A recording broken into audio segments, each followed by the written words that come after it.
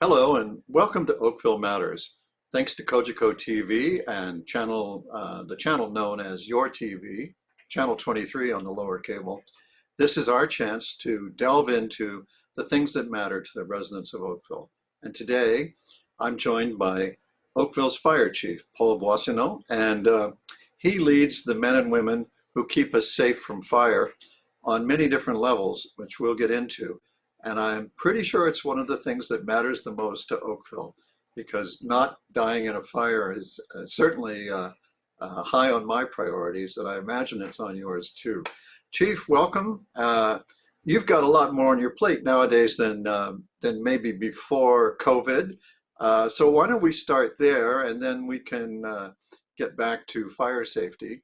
I don't know which one to have you worked at first, either stormwater pond safety or winter safety. I mean, not just stormwater ponds. We've got people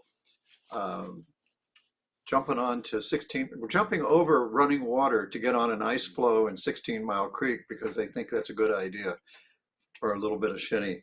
How are you finding that work? How are people responding when you are among the people going out there to save their lives? Yeah, so Mayor Burton, thank you very much for having me on today's show. I really welcome the opportunity.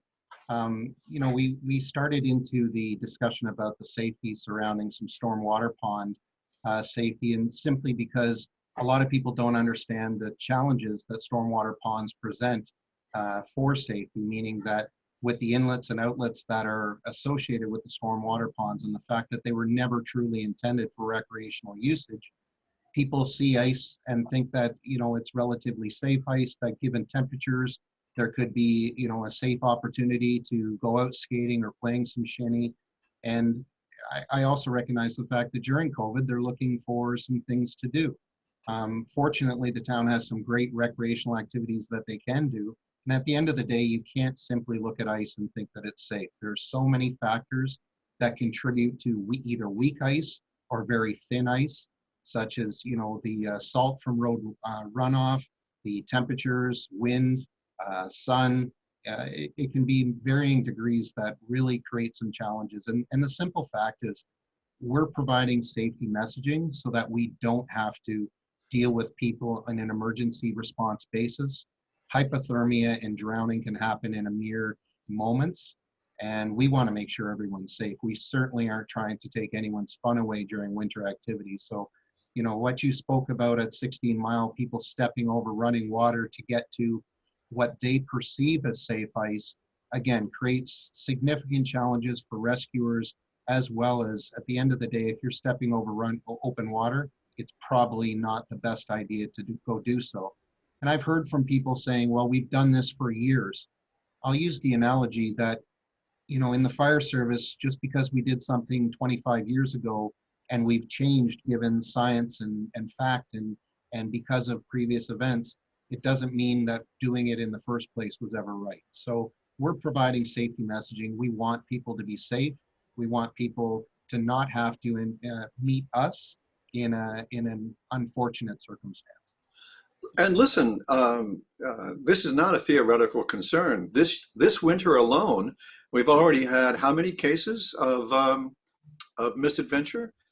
We've had one or two deaths, and we've had a couple of rescues. You guys got called out to rescue a tobogganer, to speak of another form of dangerous behavior. Yeah. So talk a little bit about, maybe it's worth reminding people that there have been problems.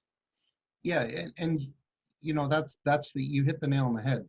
All over the province of Ontario, regardless, even in northern Ontario, there has been cases where people have gone through ponds and or waterways, be it through rivers or tributaries of lakes. There has been people that have gone through the ice, and it's not a case where we're asking people to do the unthinkable. We're simply asking people to use alternate forms of recreation activities in order to be safe. And there's multiple ways of doing that. The tobogganing incident, as an example, was simply veering off course a little bit, and course being self-defined, of course, can mean that you're now in harm's way going down an embankment, which could be uh, utterly a tragedy. So, yeah, I'm very proud of the men and women that serve the Oakville Fire Department, and our competencies are very good.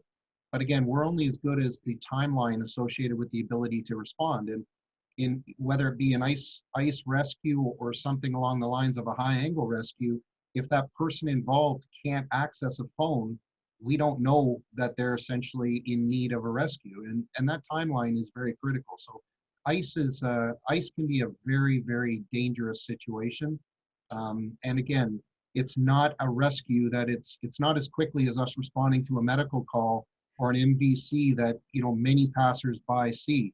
These tobogganing incidents could be remote in nature, as could the ice situation. So it's quite challenging. Well, tell the story of the high angle rescue of the tobogganer, including the outcome, because I think that would be people like stories. Yeah, so and we've had a number of them, and not just in the tobogganing situation, but we've had them in the summertime too, where people on the edge of a trail end up slipping and falling, and end up being hanging on to essentially a tree that could end up with a real tragic outcome. In this particular situation, the tobogganer ended up going, as I said, off course, ending up on the side of a ravine that could have ended up in a significant drop, and I'm talking like in excess of 50 feet. Was able to, there was someone able to call 911. Our crews were able to effect a positive rescue by utilizing our skills, training, and experience to go down, grab the individual, bring them up to safety. And again, as you say, these are all good news stories in the sense that there was a positive outcome, but at the end of the day, this easily could have been a very different outcome. And that's not something we want anyone to have to go through. Was the tobogganer injured? Uh, to my understanding, minor injuries, just some scrapes type thing, but nothing major, which was helped in assisting the rescue. That's often, when you're talking about these specialized rescues, what can happen in many of these cases is when they're in good standing, not severely injured, they can assist the rescuers and make our jobs easier as well. So a Okay. favorable outcome. Well, thank you for that. Now, the theme of that is the same theme that we'll be turning to when we talk about fire, which is taking some personal responsibility, trying to remember that.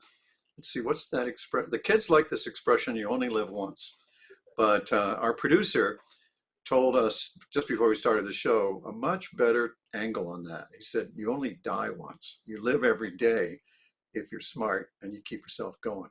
So we've had a number of tragic fires.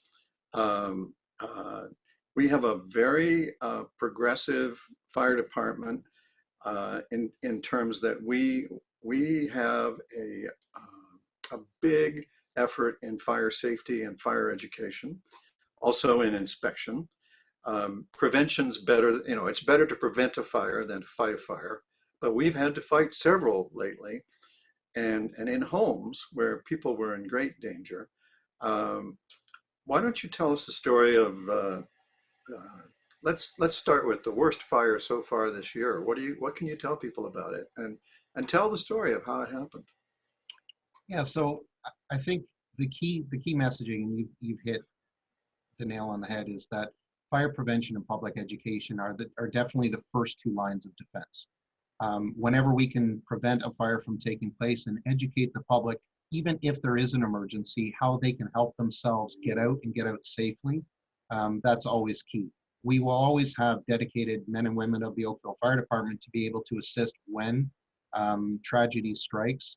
But again, having people to ensure that they have working smoke alarms, that they have a home escape plan, those are key elements to any fire safety situation. And that goes back to your other point about prevention, meaning code enforcement and the human behaviors surrounding various situations. We've had a number of fires that have been extremely tragic in nature, as far as dollar loss, and luckily, we did have some situations that were fateful last year, and these are all preventable fires in the sense that, we had a recent fire that involved some construction heaters in a renovation type home where, it was just extreme heat in that location, and it wasn't attended to understand the heating elements that were in that location.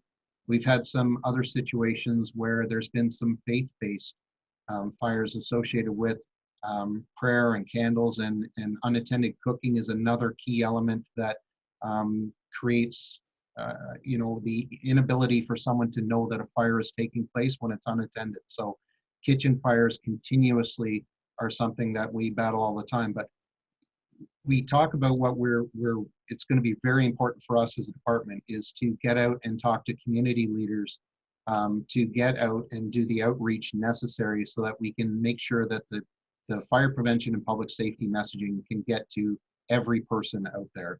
And if it's, we want to respect our religious beliefs, and we want to be very respectful of, be it special occasions or type of prayer and the way that things are being done, but we also want to make sure we can do so safely. So we are going to engage with communities even more so than we have already to ensure that we get that vital information out to them. At the end of the day, we're hopeful that it can be a balance between respectful of ethnic culture and religion, as well as being fire safe. So does that mean that you're going to be bravely telling people when you're not in the room, you should put out the candle?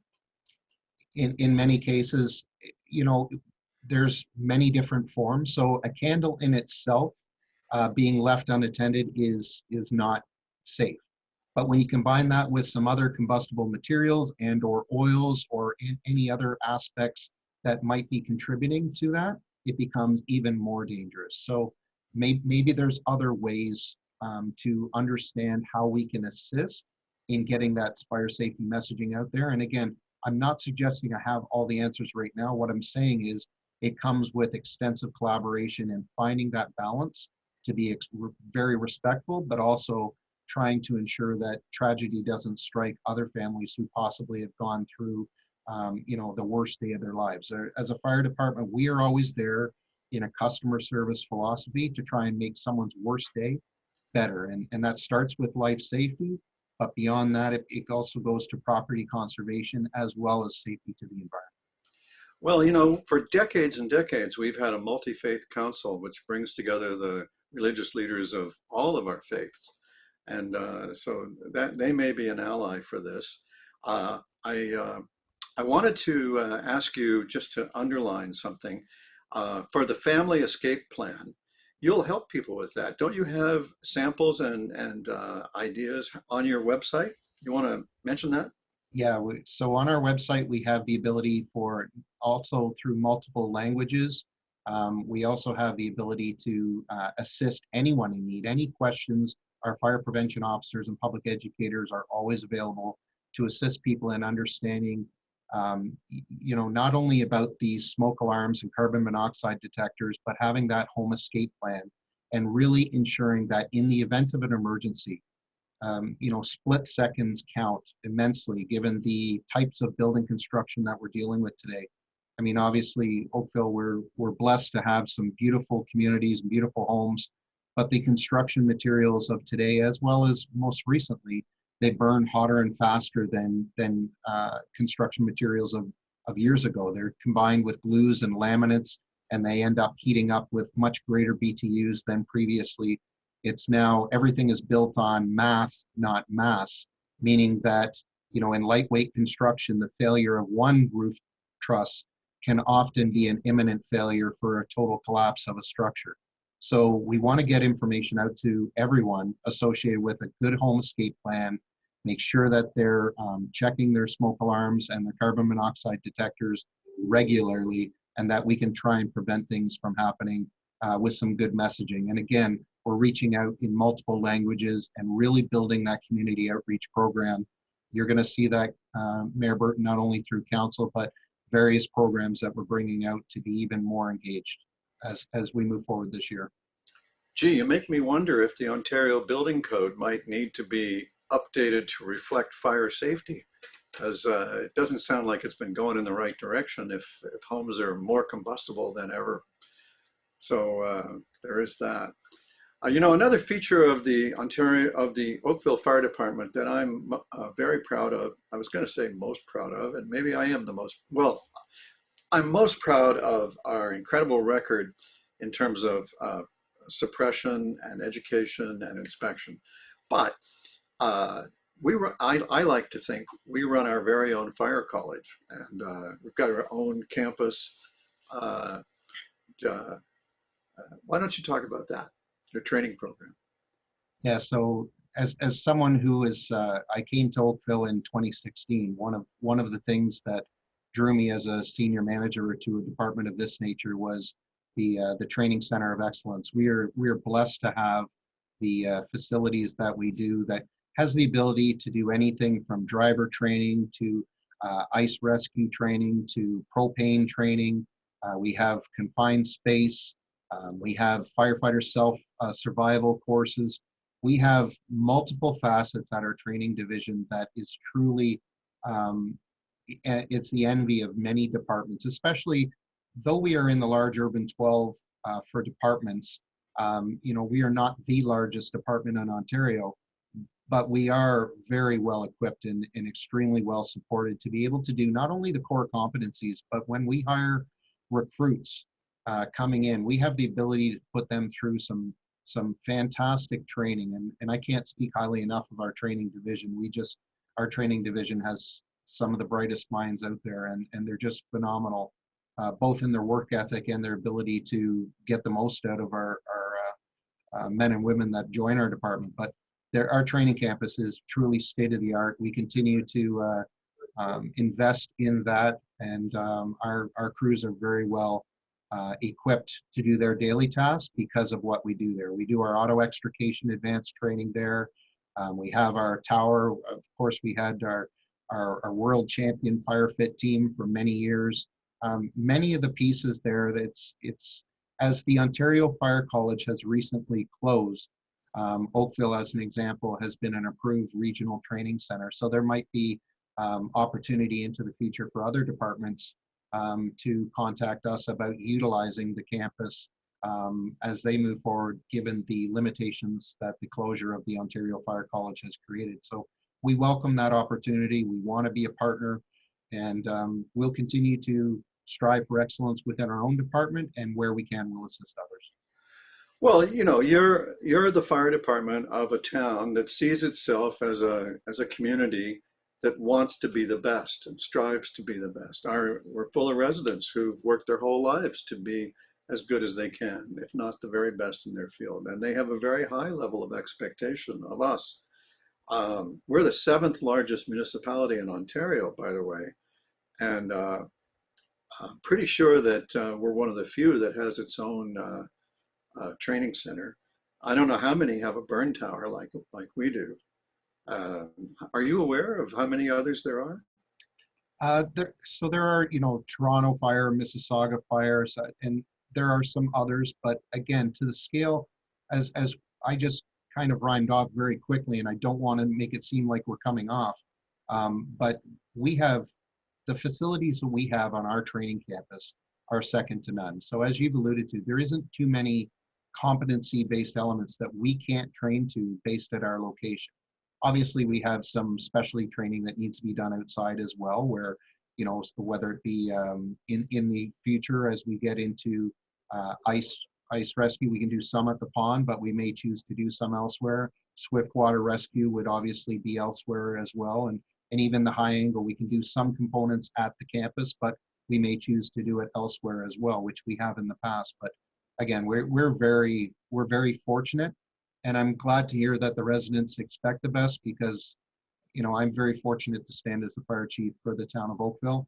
And what I can say is we have a high performing team that continuously is in an improvements basis. Though we are very good at our job now, we are going to continue to strive to be better. That's the easy answer, is we're always going to strive to be better. Well, we do a survey of the public every 2 years to evaluate how well our services are being delivered and what the public think of them. and the fire and the library are the highest rated. So it tells you something. Uh, Oakville is crazy for its fire department and crazy for its library. Uh, you know, I regret to tell you that the approval rating of the library is even higher than that of the fire department. Well, we'll keep working hard. I mean, the library is fantastic. I mean, I'm not going to lie there, but you know, I'm kind of partial, obviously, to the department. But you know, at the end of the day, I guess what it says is I'm very pleased to hear that the approval rating is very high. But we'll continue to strive to be the best we can be always. So as good as a rating will be, we'll never rest on that figure. We'll continue to strive to be better. And I know that the men and women of the Oakville Fire Department want the same. Oh, yeah. Look, at council, I can tell you that every member of council feels like just because we might have, I mean, we have reached the point where we are, for 13 or 14 years, we've been considered the most livable town in Canada by, you know, Maclean's magazine. But our attitude is we have to keep racing because there's always competition. And if we slack off, someone will pass us. So you've got to keep going. Now, we're in the midst of a pandemic. We're more than a year into it. It's got to have affected you. It's got to be affecting the thinking of our men and women in not just education and inspection, but also in suppression, as we call it, firefighting. I'm always trying to translate it into plain language. You said MVC at one point, and I went, what's that? Oh, motor vehicle collision, must have been. So tell us how everybody's bearing up under the pandemic. So, you know, within our organization, we had 4 positive cases within the Oakville Fire Department, all community transmission related. We've been very, very stringent upon our COVID protocols. We've developed our response protocols for every type of call. We've gone to mandatory masks, and we've issued, you know, 3-ply masks associated with our cloth masks for firefighters to be worn throughout the halls, but also our PPE on scene for every call. And whether that be an alarm call that, you know, we're now wearing masks to, riding in the apparatus, wearing masks, ensuring that we send maybe 2 individuals from the pump crew as opposed to all 4 in dealing with patient contact, and make sure that we get the appropriate dispatch information, whether it's screened positive or screened negative. Again, we've done all those things, but we've really tried to focus in working with collaboration with our association and our joint health and safety committee in ensuring, you know, we have COVID screening twice per shift. So as soon as firefighters arrive at the halls, single point of entry, they get their temperature checked, they go through their questions. If all of that moves through, then they, you know, they enter into the facility. 12 hours into their 24-hour shift, they do a recheck of their temperature, go through all their protocols. And if at any time there's something that just doesn't seem or feel right, we simply adapt and we make sure that we change that. They are switched out. They're sent for testing if there's any question. And I think we've done a very, very good job managing. And it's been a true collaboration with, you know, fire management, with the association, with joint health and safety, to really make sure that at the end of the day, the most important thing is that our people are safe and that they're available to respond to emergencies within the town of Oakville. And if we were to have breakouts like some other municipalities have had and lost the ability for those you know, levels of service because there simply isn't enough firefighters to do the job, you know, fires don't understand the difference of COVID times versus non-COVID times, and motor vehicle collisions or specialized rescues. Again, all those things are still happening. So we need to ensure that our staff are safe and able to respond to those calls. So we've been what I would consider very diligent. We've learned a lot through COVID-19. I wouldn't suggest that we're perfect, but we're certainly working really hard to make sure that we're learning as we go and we don't make the same mistakes twice in most cases. Well, you know, every day is a learning opportunity in one form or another, right? Absolutely. So what is the role of vaccination going to play in the way you operate? Are you going to maintain your high vigilance? I think what we're hearing at least from the media officers of health, is that the variants and what do you call it, these Mutations. inclusions of these mutations, thank you, these mutations of the virus have got people a little bit worried that you may never want to be closer than 3 feet, and you may want to always wear your mask. So where are we in terms of priority for vaccination for firefighters? I ask because, after all, we send firefighters on various medical calls. Sometimes, a fire truck is a really useful thing to, if there's a medical call on the QEW, a fire truck can block the traffic way better than a police car. So, and, safety and damming the traffic up. Yeah. So, how does that work for you? Yeah, so I'm not sure if the residents know, but we respond to medical calls throughout the town of Oakville for various different identified illnesses and or situations. So we do respond to long-term care facilities. We do respond to group occupancies or vulnerable occupancies. We do maintain a very strict protocol for our PPE. We are identified in phase 1 of the vaccinations as determined by our local public health unit. We haven't been advised when we are going to be scheduled as of yet. We certainly hope it to be soon. It will be a voluntary vaccinations, but to your point, Mayor Burton, we are not going to let our guard down associated with anything.